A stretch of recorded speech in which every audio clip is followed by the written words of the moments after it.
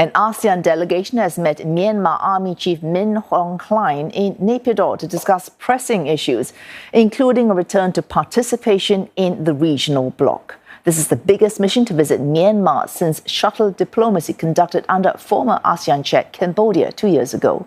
ASEAN Secretary General, that's Kao Kim Hun, is taking part, as is Special Envoy Aulun Kyo Kittikul in Myanmar for the second time.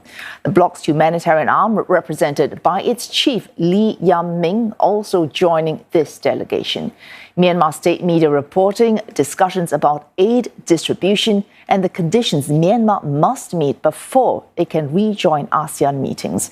Currently, Myanmar's army chief and foreign minister are still banned from attending regional meetings. And when we're joined by our correspondent Leong Wai Kit. Wai Kit, we're hearing that a second-time visit for the special envoy, but a first time for ASEAN SecGen. Does this suggest ASEAN itself is taking this even more seriously than before, and therefore this meeting more likely to yield substantial outcomes? Well, it doesn't say that ASEAN's meeting now with Myanmar Chief Min Aung Hlaing suggests that it's being more serious. It has always been serious. It is the fact that it has not been able to make a breakthrough to meet Army Chief Min Aung Hlaing. But I must say that this trip is a game-changer trip because it fits into various moving parts that have the potential to make breakthroughs in 3 areas. 1, aid distribution. 2, meeting of Aung San Suu Kyi. And 3, perhaps having a political dialogue. Now, we know for a fact that Myanmar Army wants aid to flow into the country. They have always been maintaining an open channel with agencies like the UN, International Red Cross, and this time round, aid distribution was also discussed. Now, one of my sources also told me that there are some countries that are willing to fork out money to spend on independent NGOs who are capable of sending aid directly to the Myanmar people without going through channels controlled by the junta. So all in, the sector of aid distribution looks set to be developing in the near future. The second area is Aung San Suu Kyi.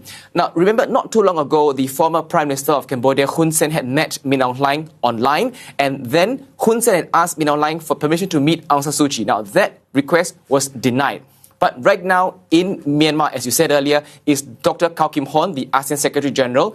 Before he took on that position, he was actually a minister working for Hun Sen in Cambodia for several years. So it'll be interesting to see whether Hun Sen's influence and the presence of Kao Kim Hun in Myanmar, alongside Aulun Kyo Kittikul from Laos, can collectively persuade the Myanmar army to say, hey, let us meet Aung San Suu Kyi. Now, I must also point out that earlier today, the Myanmar local media Irrawaddy cited sources saying that Aung San Suu Kyi is now housed in is now put in a house in Nay Pyi Taw from prison. The sources were very specific. The sources said they've seen a list of groceries that she's requested, and it suggests that she's staying there alone, and there are reportedly about 10 security guards guarding that house. Now, separately, our sources are also telling us that it appears that the junta is preparing Ms. Suu Kyi for meeting external parties. So it remains to be seen whether or not there will be an actual meeting with Ms. Suu Kyi this time round. Now, the third development is political dialogue. Now, in recent months, there have been a flurry of engagement activities on both sides of the spectrum,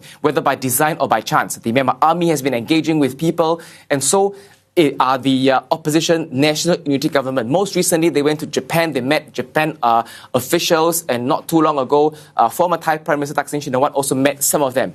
Right smack in the middle of this equation is the ASEAN factor, which has met both sides. So this trip, perhaps, it's timely for the officials to take a step back to see what engagements have been made, what strings can be pulled, and how they can all align towards a political dialogue that involves the Myanmar army as well as all stakeholders, including Aung San Suu Kyi.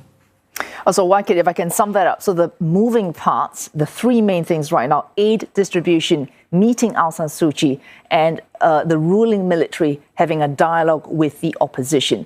Now, if these moving parts move at the same time in the right way, could we see Min Aung Hlaing, his administration, his foreign minister returning to taking part fully in ASEAN regional meetings?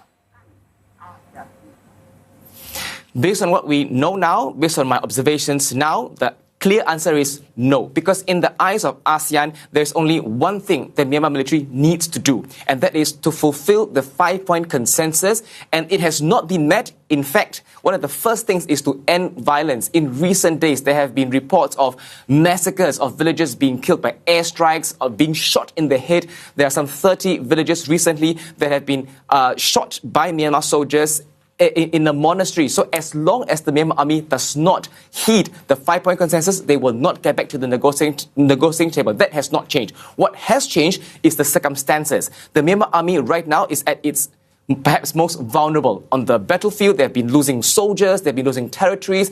On the diplomatic front, they are now trying to ramp up more engagements, hoping to perhaps get support from the international community. But as long as they do not roll out the 5-point consensus, there is no way for now that they'll get back to the ASEAN meetings.